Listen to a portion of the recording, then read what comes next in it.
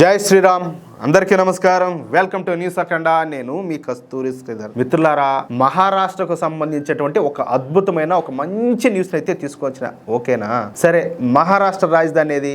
ముంబై నగరం. ఈ ముంబై అనేది ఏదో అల్లాటప్ప నగరం కాదు, అదొక ప్రపంచ స్థాయి నగరం. పైగా కాస్మోపాలిటన్ సిటీ కూడా. ఇక్కడ అనేక ప్రాంతాలకు చెందినటువంటి ప్రజలు, అనేక రాష్ట్రాలకు చెందినటువంటి ప్రజలు, అనేక దేశాలకు చెందినటువంటి ప్రజలు, అలాగే అనేక మతాలకు చెందినటువంటి ప్రజలు కూడా ఉంటారు. ఇకపోతే మన ముంబై నగరం అనేది మన దేశంలోనే కాక మన ఆసియాలోనే ప్రముఖ వాణిజ్య నగరం. ఇక్కడ పెద్ద పెద్ద బిజినెస్ టైకూన్లు, పారిశ్రామికవేత్తలు, వ్యాపారవేత్తలు, విదేశీ పెట్టుబడిదారులు, విదేశీ హైకమిషనర్లతో పాటు ముంబైలో మొత్తంగా 2 కోట్ల మంది ప్రజలంతా కూడా నివసిస్తూ ఉంటారనమాట. ముంబైలో అంతా బిజీ లైఫ్ ఉంటుంది. ఇక్కడ సమయం అనేది చాలా విలువైంది అనమాట. ఇక్కడ ప్రజలు ప్రతి క్షణాన్ని కూడా సక్రమంగా వినియోగించుకోవాల్సిన అవసరం అయితే ఉంటుంది. అలాంటి బిజీ లైఫ్ లో ప్రజలు ప్రశాంతతను అయితే కోరుకుంటారు. అవునా కదా? ఇప్పుడు మీరే ఒకసారి ఆలోచించండి. మీరు ఇట్లా పర్సనల్ లైఫ్, ఇట్లా మీరు చేసే వర్క్ సంబంధించి కావచ్చు, అదేవిధంగా ఫ్యామిలీకి సంబంధించి కావచ్చు, వీటన్నింటి మధ్య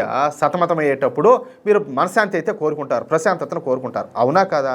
సరే, అందులోనూ ముఖ్యంగా సౌండ్ పొల్యూషన్ అనేది అసలే ఇష్టపడరు. అవునా కదా? ఇప్పుడు మీరు ఏదేదో ఆలోచించుకుంటూ ఉంటారు, గజిబిజిగా ఉంటారు, ఏదో పూర్తిగా చికాక్గా ఉంటారు. ఈ వీడియో కూడా ఒకటి మైకా ఒకటి పెట్టి ఓ అని సాదొబ్బుతా అంటే మీకు ఎట్ట అనిపించదు? ఓడేవుడైనా కానీ లే బగలు దొబ్బుదాం అనిపిదా? ఓడేవుడైనా కానీ. మరి అటువంటి ముంబై నగరంలోని మసీదుల్లో లౌడ్ స్పీకర్లు పెట్టి రోజు ప్రార్థనలు అయితే చేస్తూ ఉంటారు. ముంబైలోనే కాదు, సరే దేశవ్యాప్తంగా కూడా జరుగుతూ ఉండాలి. అది కూడా రోజుకు 5 సార్లు ఈ ప్రార్థనల పేరు చెప్పి ఈ మైకులు పెట్టి సాగొట్టు వదిలిపెడతా ఉంటారు. ఈ ప్రార్థనల్ని ఏదో ఆజాన్ అనో ఏదో అంటా ఉంటారు. సరే, ఈ ఆజాన్ను ప్రతిరోజు కూడా ఈ పెద్ద పెద్ద లౌడ్ స్పీకర్లని పెట్టి ఈ ముంబై మహానగరం మొత్తం వినపడేటట్టు అరుస్తూ ఉంటారనమాట. సరే, క్షణం తీరిక లేకుండా ఎప్పుడు కూడా బిజీ లైఫ్ను గడిపేటటువంటి ముంబై వాసులకు ఈ సౌండ్ పొల్యూషన్ వలన కొత్త సమస్యలన్నీ కూడా వస్తున్నాయంట. ఈ సౌండ్ పొల్యూషన్ వలన ఇరిటేషన్ రావడం, అసహనం, చికాకు ఇవన్నీ కూడా ఏర్పడతాయన్నమాట. అందుకే ముంబై వాసులు కొంతమంది ఈ విషయాన్ని మన భారతీయ జనతా పార్టీ నాయకుడైనటువంటి కిరీట్ సోమయ్య దగ్గరకు ఈ విషయాన్ని అయితే తీసుకుపోయినారు. ఇక్కడ నేను ఒక మాట చెప్పాను, చిన్న క్లారిటీ ఇస్తా. ఏమి మీ వాళ్ళు పెట్టలేదా మైకాలు అని అంటారు. సరే, డే టైంలో అన్న అయితే అదొక రకం, ఏదో ఆల్రెడీ బండ్లు నడుస్తూ ఉంటాయి, ఆ సౌండ్ ఇది కలిసిపోతా అనుకోవచ్చు. నిద్ర లేసి చీకట్లో తెల్లారుజాముతో ఓ అని రచ్చ ఓడు అమ్మనా కొడుకిడిది ఘాటి మీద కట్టేసి ఉండే పసులు కూడా ఉలికులికి పడతాయి, ఎగిరి పడతాయి తట్టుకోలేక. ఇదేంద్రా స్వామి ఏమైపోయిందిరా నాయన అన్నట్టు.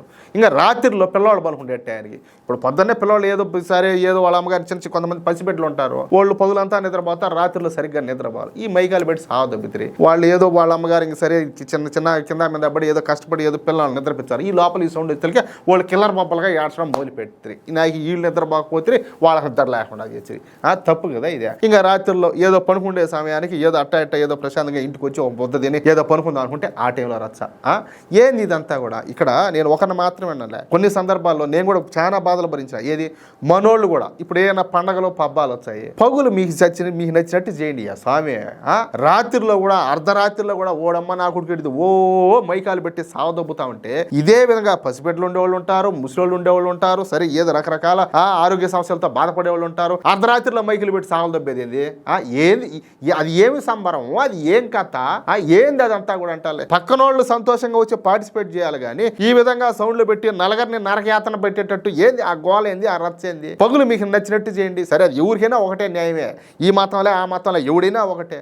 పక్కన వాళ్ళని ఇబ్బంది పెట్టేది అది ఏంది? అర్ధరాత్రిలో మైకాలు పెట్టేది, విపరీతంగా సౌండ్లు పెట్టేది, సాదొబ్బి చెవులు మూసి పెట్టేది. ఏం కర్మరా స్వామి ఇదంతా కూడాను? ఈ సౌండ్ పిచ్చేది రా ఏమిలే. ఇట్లా టాళ్ళకు దొబ్బకపోయి ఈ చెవులు దొబ్బకపోయి ఆ మైకాలు కాడ పెట్టి సౌండ్ పెట్టి దబ్బాలి. ఇన్రా నా కొడక ఇన్ను అనేసి ఏంది? లేకపోతే ఇదంతా కూడా. అయితే భారతీయ జనతా పార్టీ నాయకుడైనటువంటి ఈ కిరీట్ సోమయ్య మాజీ పార్లమెంట్ సభ్యుడు. ఈయన గనక ఒక కేసు కనుక పట్టుకున్నాడు అనుకో, ఇక వాడి పని అయిపోయినట్టే. జలగమారి దొరుకుంటాడు, న్యాయం జరిగేదాకా నిద్రపోడు. ఇక ఈ మసీదుల నుంచి వచ్చేటటువంటి సౌండ్ పొల్యూషన్ గురించి మన కిరీట్ సోమయ్య గారు ముంబై హైకోర్టులో కేసు వేసాడు. 2 సంవత్సరాల పాటు కోర్టులో ఈ సౌండ్ పొల్యూషన్ గురించి పోరాడాడు. ఫైనల్ గా మన కిరీట్ సోమయ్య అయితే కేసు గెలిచాడు. చూడండి, ఈ కేసు విషయంలో బాంబే హైకోర్టు ఒక మంచి తీర్పు తీర్పునైతే ఇచ్చింది. మసీదుల్లో లౌడ్ స్పీకర్లు పెట్టి సౌండ్ పొల్యూషన్ పెంచడానికి ఎట్టి పరిస్థితుల్లో కూడా వీళ్ళే. అది ప్రజల జీవితాలకు వ్యతిరేకమైనటువంటి చర్య.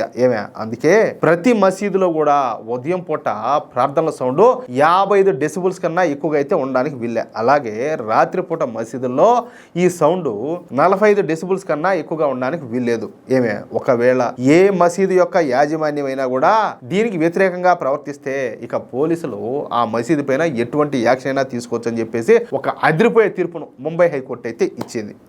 అంతే. ఇక ముంబై పోలీసులు అంతా కూడా రంగంలోకి దిగినారు. అన్ని మసీదులకు ఈ విషయాన్ని అయితే తెలియజేశారు. ఎవరైనా గీత దాటితే పరిణామాలంతా కూడా చట్టరీత్యా తీవ్రంగా ఉంటాయని చెప్పేసి హెచ్చరికలు జారీ చేశారు. కానీ కొంతమంది తోలుమందంగాళ్ళు ఉంటారు కదా, వాళ్ళు ఏం చేశారంటే వాళ్ళు ఏం చేస్తారులే అని చెప్పేసి మళ్ళీ బాగా సౌండ్ అంతా ఫుల్గా పెట్టేసి ఈ లౌడ్ స్పీకర్లు అన్ని పెట్టి మళ్ళా వినిపించసాగినారు. ఏది మీకు తెలుసు కదా. అంతే. ఇక ముంబై పోలీసులకు మండిపోయింది. ఇక ఒక్కొక్క మసీదులో ఉన్నటువంటి ఈ లౌడ్ స్పీకర్లు అన్ని పీక్ పారేయడం మొదలుపెట్టారు. పీక్ పారే సీజ్ చేశారనమాట. ఈ విధంగా ఇప్పటి వరకు 1500 మసీదుల్లో ఈ లౌడ్ స్పీకర్ల మొత్తాన్ని కూడా సీజ్ చేసి పారేశారు. దీంతో దెబ్బతో మిగతా మసీదుల యాజమాన్యాలు తమ మసీదుల్లో ఉన్నటువంటి లౌడ్ స్పీకర్లు కూడా తీసేస్తారు. పైగా పోలీసులకు స్వచ్ఛందంగా సహకరిస్తామని చెప్పేసి వాళ్ళంతా కూడా ప్రకటిస్తా ఉండడం ఇక్కడ గమనార్హం అనమాట. అయితే ఈ విషయం పైన సమాజ్వాదీ పార్టీ, కాంగ్రెస్ పార్టీలు తెగ బాధపడిపోతున్నాయి. ఎందుకంటే వాళ్ళ ఓటు బ్యాంకు దెబ్బతింటది కదా, అది కథ.